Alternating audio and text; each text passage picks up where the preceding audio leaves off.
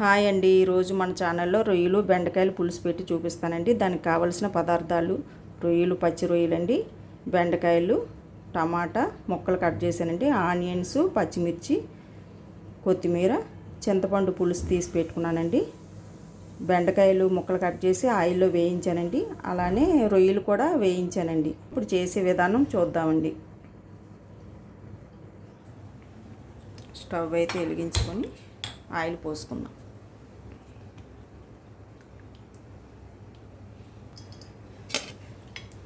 Oil అయితే heat ఎక్కిందండి. Onions వేసుకుందామండి. కొద్దిగా సాల్ట్, ఆనియన్స్ వేగేయండి. టమాటా ముక్కలు, కొత్తిమీర వేసుకుందాం.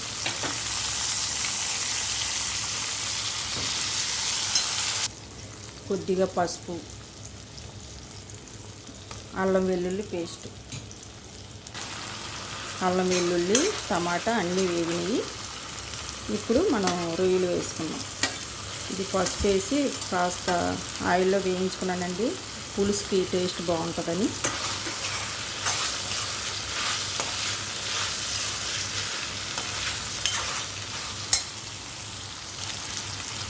బెండకాయలు ఆయిల్లో వేయించుకున్నాం కదా, వేసుకుందాం. కొద్దిగా కారం,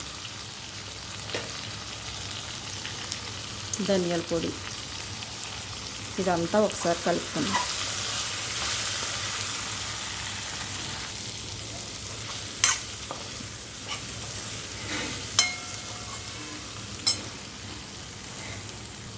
కారం అన్నీ కలిసే కదా, కాస్త వాటర్ వేసుకుందాం.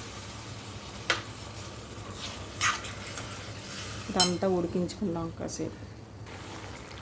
ఇదంతా ఉడుకుతుంది కదా, చింతపండు పులుసు వేసుకుందాం.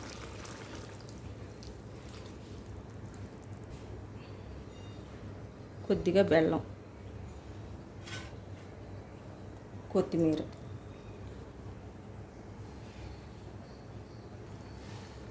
కొద్ది సాల్ట్ వేసుకొని 5 నిమిషాలు మరిగించుకుందాం. అయిపోయిందండి పులుసు. రొయ్యల పులుసు, బెండకాయ రొయ్యలు చూడండి ఎలా వచ్చింది. బెండకాయలు అన్నీ చక్కగా ఉడికాయండి. మీకు కనుక ఈ వీడియో నచ్చినట్టయితే లైక్ చేసి సబ్స్క్రైబ్ చేయండి. థ్యాంక్ యూ అండి.